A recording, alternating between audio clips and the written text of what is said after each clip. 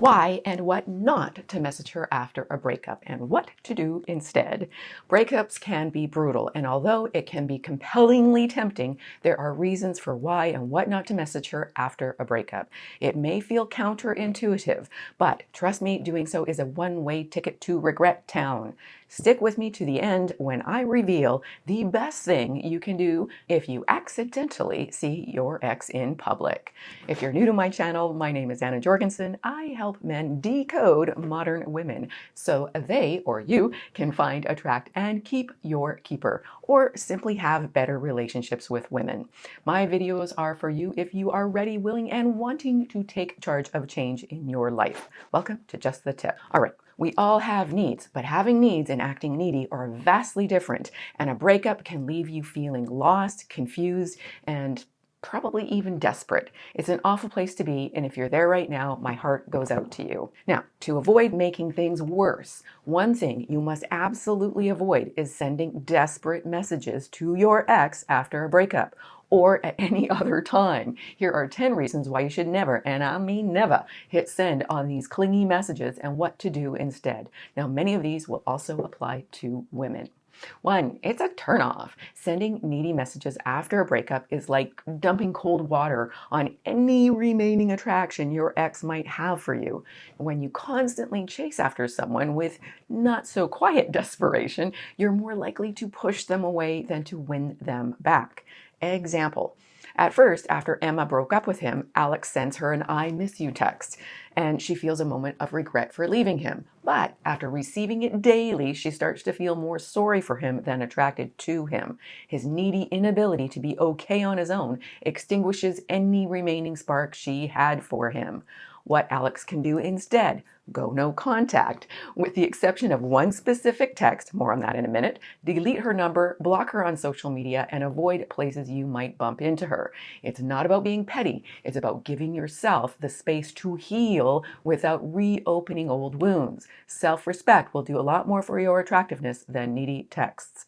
2, it's embarrassing. Imagine this. Even if she's simply looking for honest feedback, your ex shows your desperate messages to her friends, or worse, shares them online. Yikes. Sending desperate and needy texts damages her esteem of you and your own self-esteem and can lead to public humiliation. Nothing says I've lost control like having your most vulnerable moments splashed across social media. Example. Alex's "I'm nothing without you and I can't live without you" messages are screenshots in Emma's group chat. Seeming pathetic and desperate to her inner circle reinforces her decision to move on, making Alex look even less desirable. Alex needs to step back and regain his self-respect.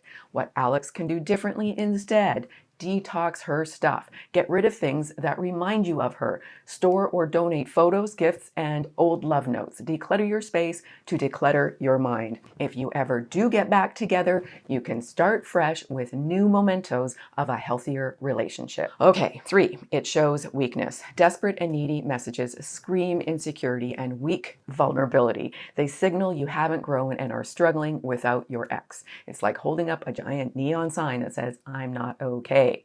And "I'm sorry, but that's not attractive." Key point: when a man acts like a vulnerable child, a woman goes into mother mode. Mother mode destroys lover mode. Nothing kills remaining interest faster than showing you are emotionally dependent and can't cope on your own. Example. After a breakup, Alex sends Emma late night texts like, "Please take me back," and "I don't know what to do without you." Emma cringes whenever she sees these messages, thinking, wow, he's like a child, aka not a self-sufficient man. Now, what can Alex do instead? He can move his body, hit the gym, go for a run or a walk, or join a sports league. Physical exercise releases feel-good endorphins, which naturally boost your mood and confidence.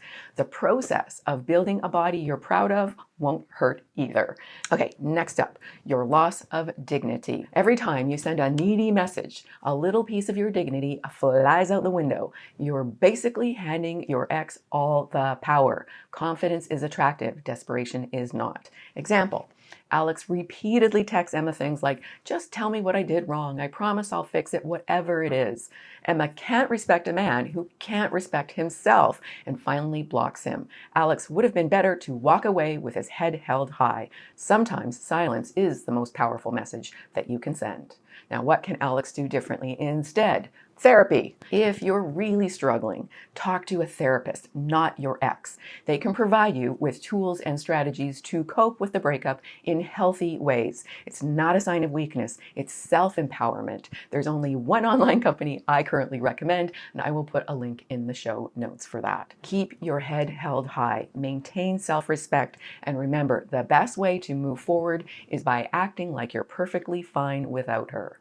Next up, it pushes your ex away. Clingy messages have a way of doing the exact opposite of what you want. They push your ex further away. The more you grasp, the more they slip away. It's better to let them go and give your ex the space she needs. Example. Alex thinks sending Emma thinking about you text every day will bring her back. Instead, it makes Emma feel suffocated and more determined to move on, thinking, why did I ever date this guy who's so clingy? Alex's texts become a repellent instead of giving her the breathing room to maybe miss him. What Alex can do instead: reconnect with his old friends. It's easy to let friendships fade during a relationship. Reignite those connections. Go out, grab a drink, or just catch up. They'll remind you of the person you were before the relationship. Take a step back and give her the space to want to come back to you. Next up, unattractive. When you send needy messages, you come across as insecure and lacking self-worth, which is the exact opposite of what you want and what she wants. If you're hoping to win her back or at least leave a lasting good impression, showing desperation is like waving a sign that says, I'm not over you, no one wants me, I'm not worthy. That's a lousy sales pitch, my friend. Example. Emma's attraction to Alex dwindles with every needy message he sends, and she thinks, you know what, this is not the guy I fell for. The more he begs and pleads, the clearer it becomes the confident man she once admired has been replaced by a lost and insecure boy. His desperation highlights his lack of self-worth, making her wonder if he ever was the confident man she fell for, and making her more certain of moving on and it being the right choice. What Alex can do instead: revamp his wardrobe. Out with the old, in with the new. Get some new clothes that make you feel like a badass. The badass you forgot you are. It's amazing how a fresh outfit can give you a fresh perspective. Maintain your dignity and grace and renew your confidence. Next up, it delays healing. When you're constantly reaching out in desperation, you're not allowing yourself the time and emotional space to learn, grow, and heal. Desperate messages keep you stuck in the past, preventing you from moving forward and figuring out what really went wrong. It's like trying to drive forward while looking in the rear view mirror. You're going to crash into your emotional obstacles. Example. Instead of focusing on fixing his life where he needs it, Alex keeps texting Emma about how devastated he is. Months later, he's still emotionally stuck in the past, while Emma has moved on with her life. Seeing Alex's stagnancy makes her realize his inability to move forward is a sign of unhealthy dependency and unresolved emotional issues. She pities him, but she's not attracted to him. What Alex can do instead: travel. Solo. Even if it's just a weekend getaway, going somewhere new can help clear your mind and give you a fresh outlook on life. Plus, it's not something you would normally do. You'll prove to yourself you can get out of your comfort zone, if it's not. So, giving yourself space to heal and move on is essential for personal growth and attracting a healthier relationship, whether it's with your ex or someone else. Next up, it's annoying. Nobody likes getting bombarded with texts when they have made it clear they need space. Sending multiple needy messages is a surefire way to disrespect and annoy your ex and ensure she never wants to hear from you again. Instead of coming across as persistent and endearing, you end up being the vexing ex who won't take a hint. Key point: what's the Wingmam motto? Right, always leave them wanting more. Example, Alex doesn't stop at 1 or 2 texts. He sends Emma dozens of messages, all begging for another chance. Eventually, feeling like she's being stalked, she mutes his notifications, seeing his inability to respect her boundaries as a glaring flaw and a warning sign. What Alex can do instead: start a new project. Whether it's a DIY home improvement, learning a new skill, or starting a side hustle, focusing your energy on something productive can give you a sense of accomplishment and direction. Next up, it's desperate. Desperation is a downer and is never a good look. It makes you seem like you're clinging to something already dead rather than moving forward in life. Let's face it, no one wants to be around someone stuck wallowing in the past. Example: Alex's message, "I'll do anything to get you back," only makes Emma see him as pathetic. Instead of feeling flattered, she feels sorry for him. When you're clinging so tightly to something that's already over, it's less about love and more about insecurity. Emma sees his pleas as a lack of self-respect. Key point: respect precedes attraction. She can't respect you if you can't respect you. What Alex can do instead: focus on work. Pour your energy into your career. This is the perfect time to upskill, chase a promotion, or start a new project, or even consider a career change. A happy life is the second best revenge. Not needing revenge is the best revenge.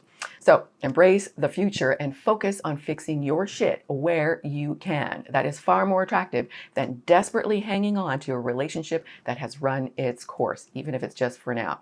Just before I reveal the most important of the reasons to never send desperate and needy messages after a breakup, if you have found value in this video, please give it a like and consider subscribing. And thank you so much if you already have. All right, number one, it ruins reconciliation.